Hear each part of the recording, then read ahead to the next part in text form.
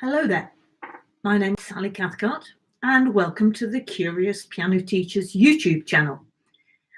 And today I'm going to be doing a style guide to Voiles, which is a piece of Debussy from his book 1 of Preludes. And this isn't a performance, this is merely a curious look inside the piece, because if we understand the piece from the inside out, then we know how to interpret and how to play it better. And that gives us more satisfaction, doesn't it, as pianists as well as our audience. I'll just play the opening of the piece so that you can get your ears attuned to the wonderful world of Debussy.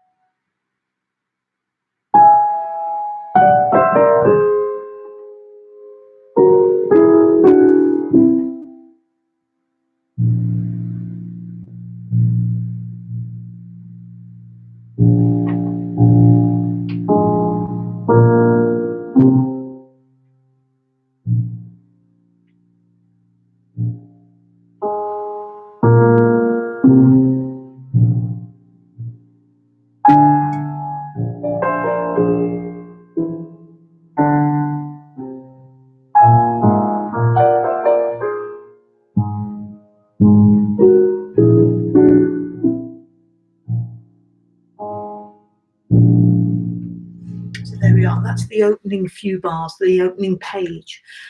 So Debussy, I don't know whether he's a Marmite composer. You either love him or hate him. I absolutely adore him. He's certainly not a composer like many others. He had very much his own unique style, and you have to find your way into it and understand it, really. So I'm hopefully going to give you an overview of Debussy's style in just a very short space of time.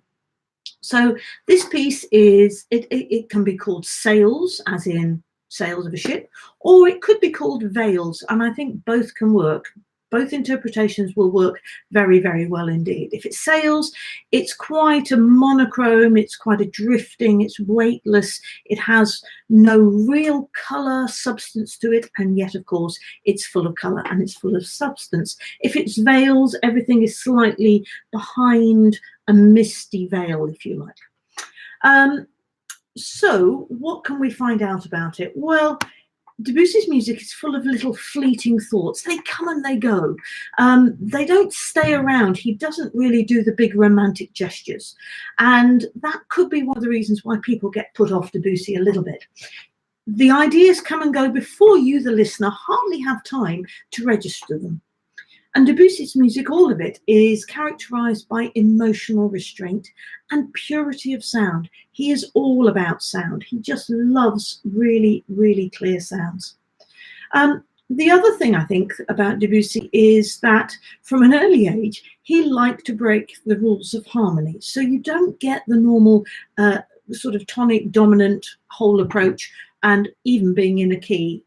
Pieces might be around notes, but they're not often in keys, except his early music. So let's have a look at some of the things in this piece that is absolutely typical of his style. So I think one of the things is the rhythm. Now, rhythmically, you have to be totally precise with Debussy, totally precise. He has written in everything that he wants. He's very precise in what he's written because he wants it to sound fluid and he wants it to sound improvisatory. But to get that, you, the performer, the practicer, the pianist, has to count. So at the beginning of this particular piece, and this is number 2 from his book of Preludes, this particular piece, you're needing to count in four quavers per bar. And that's what it's marked as. And it starts on the 3rd quaver of the bar. So it's before you start to count, you have to do, sorry, before you start to play, you have to count 1, 2, 3, 4, 1, 2, 3, 4. And he's written double dotted quavers at the beginning of bar 2, and that little is a demi-semi-quaver at the top there. So how to get that opening really beautiful? You have to prepare yourself. You have to have yourself ready physically as well, sitting really beautifully, and breathing. Breathing is so important when you play the piano. So before you start, you need to make sure that you have some breath. 3, 4, 1, 2, 3. My pedal is already down a little bit there, so that when I catch that first note, the sound already blossoms. Could try it the other way around, putting the note down and the pedal, but let's go back to the breathing. So breathing first, counting in 3, 1, 2, breathe out as you play the first note. Yeah, really important to breathe out as you play. So that would be the opening about the rhythmic precision, and then you have to really work at that throughout the whole piece. Keep counting, keep counting, keep counting. Even when you know it, you must keep counting. Let's have a look at some of the other things that you need to be aware of. The first thing is, the second thing is his use of French words to tell you what to do. So at the beginning, he says, with a rhythm, without sort of heaviness, and very caressing. So caressing really the notes, to caress the piano. What a beautiful thought that is. And you'll find that all his instructions are in French. And that's the way he wrote, and you have to have that understanding. So, for example, we have this note down here. I'll tell you more about this one in a minute. But he says, toujours, always, always pianissimo, that one. And again, here, very quietly, very muffled, if you like, again. And then a little bit further on, there are words that mean get slower, céder, for example. And then in about 22, it says très souple, very supple, very flexible. Apologies for my French. I'm not a particularly good French speaker, as you can tell, but it's this bit where we go.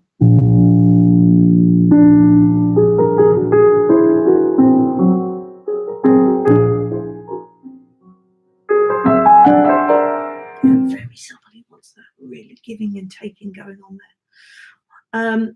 And then he wants you to be carried away at one certain point. So it's emporté, carried away as you go up this little bit. And this is the trickiest bit of the whole piece. So this is sort of bar 43. So whether I'll get my notes right, we'll see, shall we? This bit. And he builds up to that beforehand. I'm just going to play this bit and tell you about one of the other things in Debussy's style that he uses a lot in this piece, and his use of exotic scales.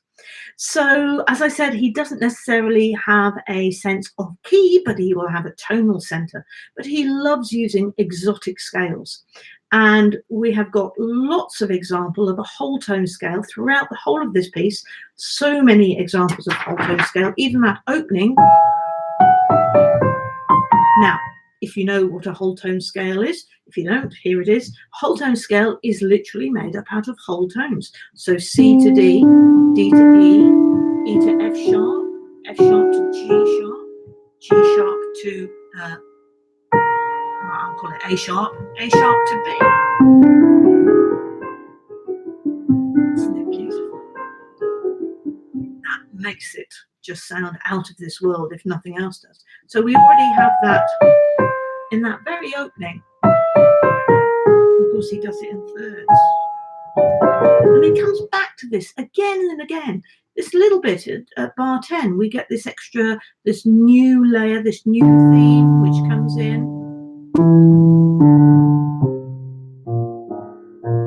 Another whole tone scale. It's the same one. And that is apparent throughout the whole piece. You need to find that whole tone scale because it's there, and it really binds the whole thing together. But then at bar 42, we have a new scale. We have a pentatonic, just a little flourish of the en animant. So this is the most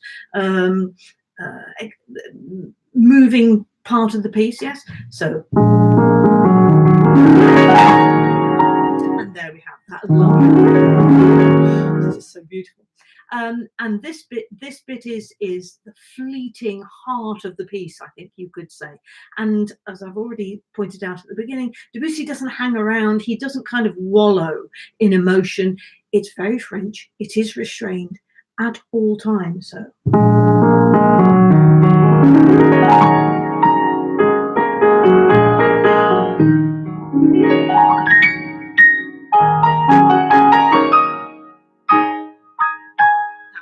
That's the one I was looking for. And there it's gone.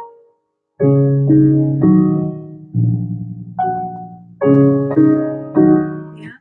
So there we already have those wonderful exotic scales and that sense of release, and then immediately he captures it back again. It's just so wonderful, just so wonderful. Some other things about Debussy and his style: he loves using pedal points. And this piece again is a wonderful example of that, because it has B flat in practically every bar. This B flat, that specific one, all the way through. So from bar 10, for example, and this is the bit that's always pianissimo, a bar without a B flat. Here it is again. Can't quite control it in the way I'd like to at the moment, and there it is still. Yeah. So that's one thing, this pedal note that holds the whole thing together. Now you might say, well, why does he do that? Well, Debussy understands the resonance and the harmonics that are going on the piano. And it's interesting, I'm just holding my pedal down now, and because all the dampers are off the keys, I can actually hear the piano kind of resonating, vibrating with just the sound that's coming from my voice. I don't know whether you'll be able to hear it, but hello! I don't know if you can hear that, but that is the harmonics that are going on inside the vibration. Now, Debussy absolutely understands that, so he knows just by doing that, having that B flat all the way through, it sends all sorts of other vibrations through the piano, okay? And he is using the harmonics on the piano in a very, very exquisite way. So that's why he loves these B flats down there, because of the sounds that the additional sounds that it creates. Just want to talk as well a bit about his layers, because again, this is something else that is very, very typical of Debussy's style, layers of sound. And that little bit I've just got to, this is bar 15, we have a B flat pedal here, we have this still coming down in thirds, and then we have an inside layer. And that inside layer is made up out of yet another typical feature of Debussy, which is the fact that we have a whole series of unresolved chords. So we have A flat, C and E, lovely, and then B flat, D and F sharp, and then C, E, A flat and C. Now most composers would want one chord to go to another, but no, not Debussy. He's just happy with the sound of them, because he will enjoy the sound. So we have three layers: bottom B flat, the top little bit filigree, if you like, and an inner layer, which is in the all to do with our whole tone scale. Here we go, have a listen.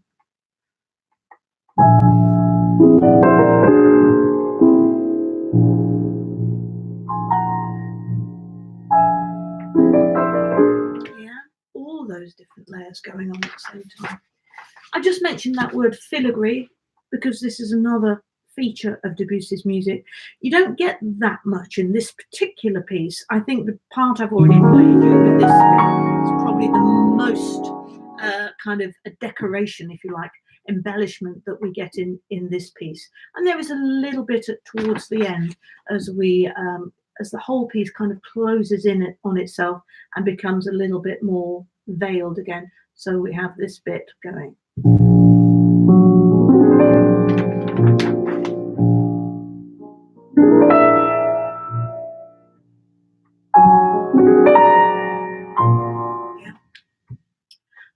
So again, this. So I think we've just about covered all the main points I wanted to make about Debussy's music. He is a very different composer. He loves the harmony, the sound of the piano, and his writing, especially in these Book of Preludes, is so beautiful for the piano and so poetic. But you have to really know a little bit about his style to be able to find your way to the heart of it. And when you can do that, it's so satisfying to play. Well, I hope you enjoyed that introduction to the style of Debussy, and I hope it helps to inspire you to go away and find out how to play the particular piece. This is Voiles from his Book of Preludes, Book 1, and this is the second piece. Okay, stay curious. Bye-bye.